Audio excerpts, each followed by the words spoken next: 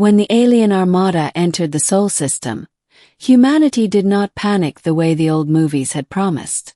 There were no mass riots, no nuclear launches, no desperate prayers broadcast into space. Instead, there was silence, deep, aching silence, followed by the slow realization that nothing humanity possessed could stop what was coming. The ships were vast, sculpted things, grown rather than built, their hulls shimmering like obsidian glass. They moved with calm inevitability, ignoring Earth's satellites, bypassing orbital defenses as if they were decorative trinkets. Within hours, every nation on Earth had lost control of its skies. At the center of the armada was a single colossal vessel, larger than some moons. From it came a transmission, translated flawlessly into every human language at once. I am Zalthera, sovereign of the 13th brood, queen of the Aurelian Concord. I have come to claim tribute. Humanity braced for the worst. The word tribute carried old meanings. Resources stripped, populations enslaved, cultures erased. Governments scrambled to assemble delegations. Militaries waited for orders that never came. The queen made no threats. She did not need to. Her conditions were simple. Terrifyingly so. I may take anything, the queen declared. One thing only. A resource, a technology, a territory, or a life. The final word echoed across the planet. If humanity resisted, the armada would move on to take everything. If they complied, Earth would be spared, marked as a protected world under Aurelian law. It was not mercy. It was policy. The debate nearly tore the planet apart. Some argued for offering rare elements, Earth's biodiversity, its oceans, even entire uninhabited continents. Others suggested surrendering experimental technologies, or access to the human genome itself. A few voices, quiet but persistent, suggested a different path. Give her a human. One life weighed against billions. In the end, the decision was made not by politicians, but by the Queen herself. She came to Earth. Her descent was visible from half the globe, her vessel folding space like water around a blade. When she emerged, it was not in a city or a capital, but in a wide, open plain beneath a blue sky. There, surrounded by a hastily assembled human delegation, Zalthera revealed her true form. She was tall, towering over the humans, her body a blend of elegance and alien majesty. Bioluminescent patterns rippled across her chitinous armor, shifting with her emotions. Her eyes, faceted and luminous, studied the humans with unsettling intensity. "You are small," she said, not unkindly, "but you endure." Then her gaze fixed on one man standing at the edge of the delegation.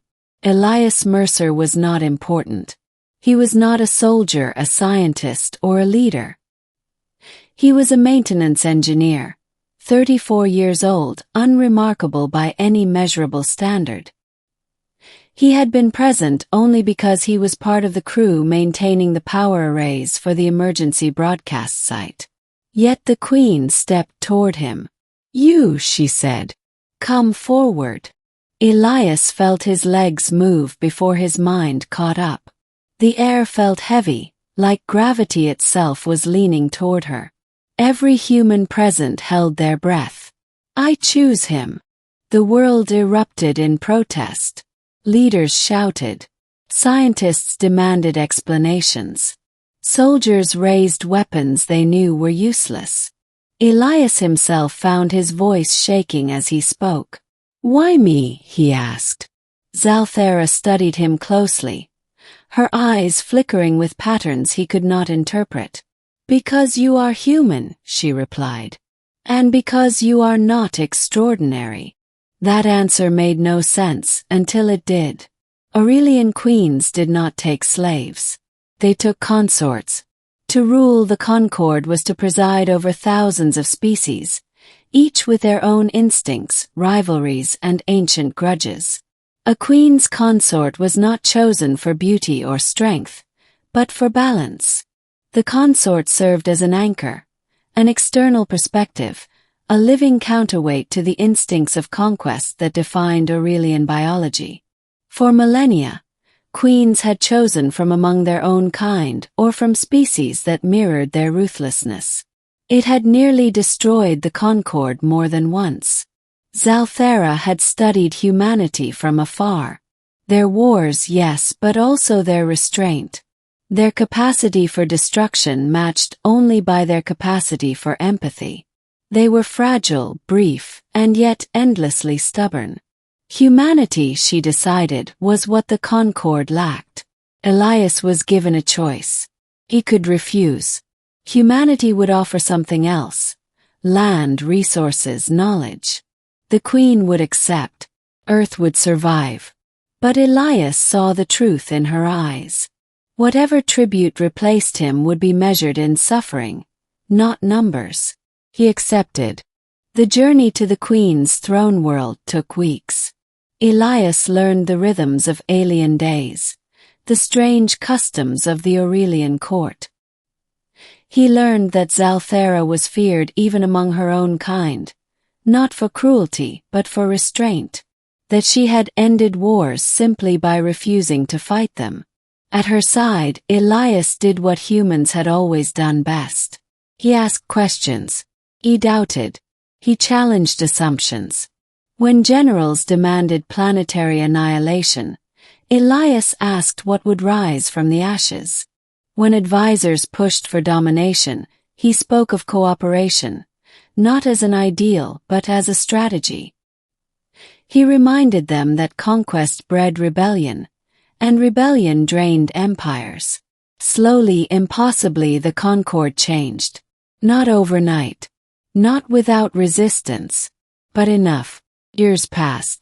Earth watched from afar as the armada that had once threatened them became a shield. Trade routes opened.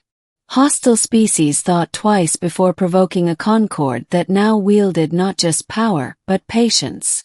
Elias aged. Zalthara did not.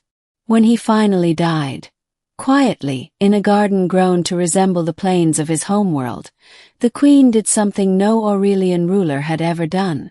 She mourned. In his memory, she issued a decree that echoed across the stars. Let it be known, humanity is under my personal protection. Harm to them is harm to me. She could have taken anything. Planet, resource, future. Instead, she took one human, and in doing so, gained something far greater: perspective. And because of that choice, humanity did not become another footnote in an alien empire's history. They became its conscience.